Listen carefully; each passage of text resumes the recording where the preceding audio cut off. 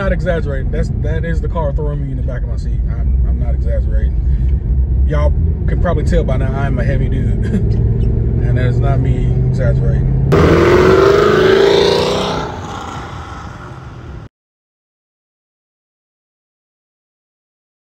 Alright, what's going on, guys?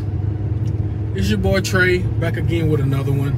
I did want to talk to you guys about the cam that's in this car and how that whole thing came about. So I originally wanted to do an LSA supercharger,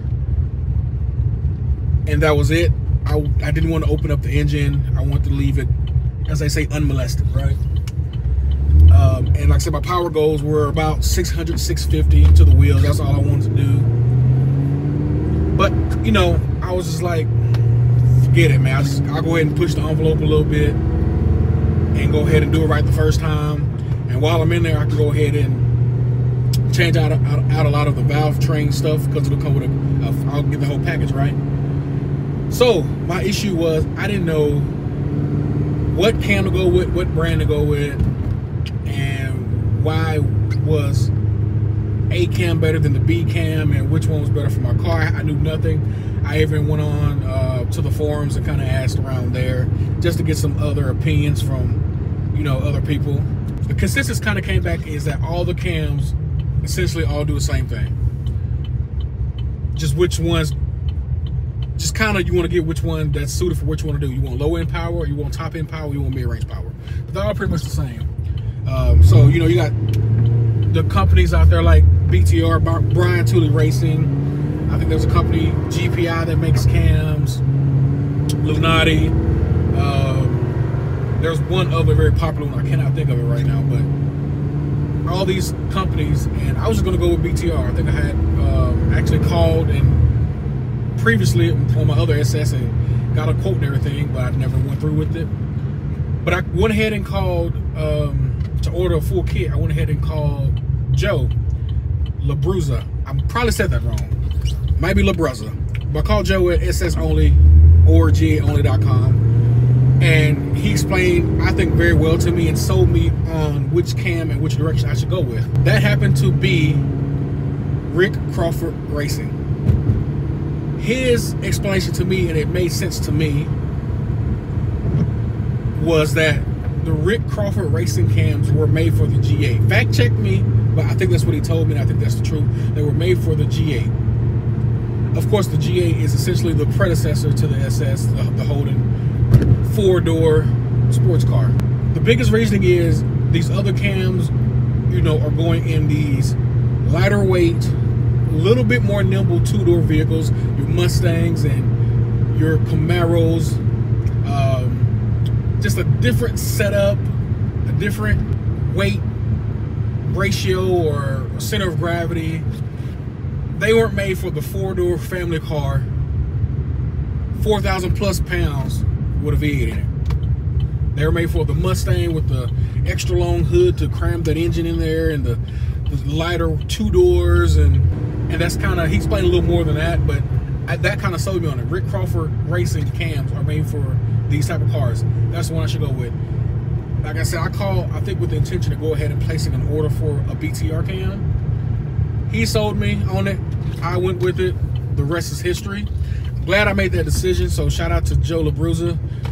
And like I said, I did get the entire cam kit. I got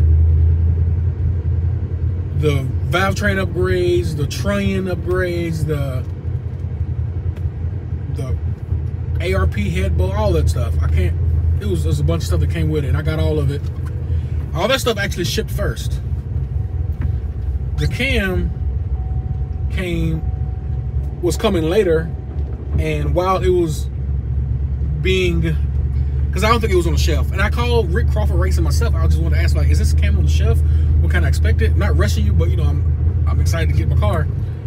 And he actually told me that, hey, I'm going to change it to my new Boostmaster cam. It's gonna be perfect for your LSA application. So I had to order through Joe LaBruzza or LaBruzza. I had to order through Joe, and I didn't know exactly what cam it was.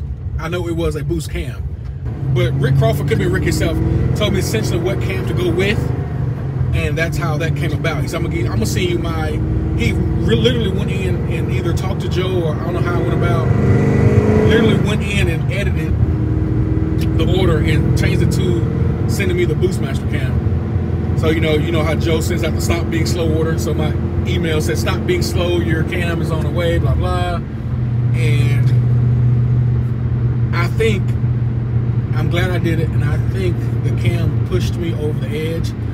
One of my biggest fears about cams was, the loping. Like I loved the aggressive V8 exhaust sound. I was not big and hung up on lope. I didn't care about a big lope. I never liked that. But again, Joe explained that, hey, go ahead and get a higher stage cam, because it's not an NA cam. They're a little different. You won't have this huge lope. You're not going to have it. And he was exactly right. I don't have this huge lope. The car does, do the little rocking at idling. I think it's pretty cool, but I don't have that, huge lope. And I'm very satisfied with it. I don't have any problems out of my tune with cam surge. It wasn't hard to tune the cam. I think the dyno tune was spot on the very first time. And yeah, I think the rest is history. Like I said, my goal without the cam was to be 600, 650. I definitely think it pushed me over the top, and I have an application that's making 700. I think I looked at the dyno sheet last night to be exact now. 766 horsepower to the wheels. If you account for 15% drivetrain loss, we're talking 900 horsepower. 900 horsepower to the crank, if you do that math. And the way I did the math is 766. If you had a Hellcat at 707, you'd multiply by 85%, and that gives you 600.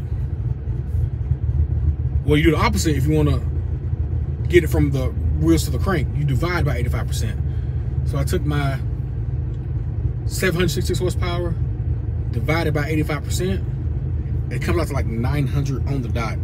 So if you do 15% drivetrain loss, 900 horsepower Chevy SS, I think it's very dope, and I'm excited about it.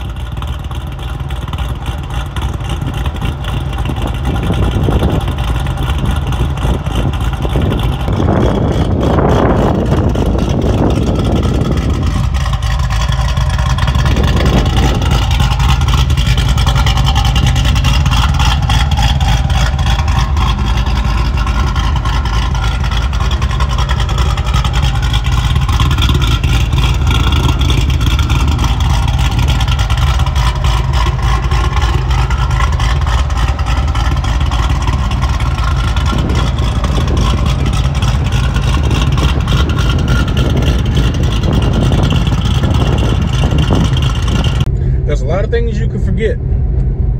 One thing you must not forget, as I go down this bumpy road with my tight suspension, so the camera's shaking. But still, one thing you must not forget, that even though it looks like a Malibu, even though it looks like some kind of Cruise SS, even though it looks like some type of Impala, that's all fine. Just remember that it's a V8.